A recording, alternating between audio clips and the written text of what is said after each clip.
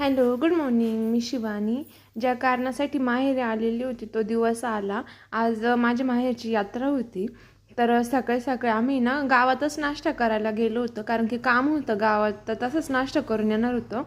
मम्मीला चतुर्थी होती, तर मम्मीने फराळाचं केलं आणि पप्पांनी मी पुरी भाजी घेतली होती. आणि त्यानंतर किट्टूसाठी ड्रेस घ्यायला जायचा होता. आणि काय आम्ही किट्टूला इथूनच घेतो, खूप छान छान ड्रेस राहतात. भरपूर सारे ड्रेस बघितले, पण त्यापैकी मला हा येलो कलरचा आवडला आणि तिच्याकडे नव्हता पण असा, तर तिला तो घेतला. आणि तिला दुसराच आवडला होता, ती रडायला लागली होती, पण तो तिच्या मापाचा नव्हता.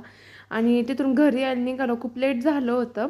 पण आल्यावर किट्टूसाठी पहिले जेवायला बनवलं, तिला खाऊ घातलं आणि तिला झोपी लावून दिलं, कारण की खूप लेट झालं होतं तिला झोपण्यासाठी पण. आणि मी पण थोड्या वेळ पडले, तर लगेच पार्सलवाल्याचा फोन आला, पार्सल पण आलं होतं. पण लगेच पळत गेले आणायला, कारण की माझ्यासाठी मी ड्रेस ऑर्डर केलेला होता आणि छान होती क्वालिटी, मला आवडला ड्रेस. पण फक्त थोडा आहे ना असा मोठा झाला मला, तर मग पप्पाला घेऊन लगेच मी ना अल्टर करायला घेऊन गेले, कारण की मग तसंच राहून गेला असतं 2 दिवस. लगेच मला दुसऱ्या दिवशी जायचं होतं. तर येता येता बघा किती मोठं खड्डं खाणलेलं होतं, रस्त्यामध्ये जायला यायला सुद्धा जागा नव्हती. आणि मम्मीने माझ्यासाठी हे चणे घेऊन ठेवलेले होते. मी लग्नाच्या आधी कायम चणे वगैरे खायचे आणि रात्री यात्रेत जायचं होतं. तर बाहेरून आम्ही जेवण घेऊन येणार होतो, कारण की लवकर जायचं होतं यात्रेमध्ये आणि स्वयंपाक वगैरे करून जाणं म्हटल्यावर खूप लेट झालं असतं.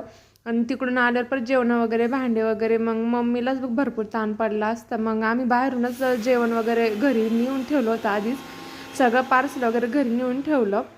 त्यानंतर आम्ही लगेच रेडी झालो यात्रेमध्ये जाण्यासाठी.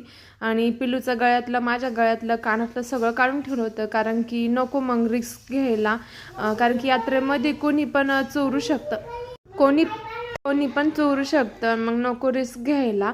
आणि तिच्या चेहऱ्यावरचा आनंद बघा, यात्रेतली गर्दी बघितल्यावर किती मजा येत होती तिला. तिला आता हे घेऊ का ते घेऊ का असं झालं होतं.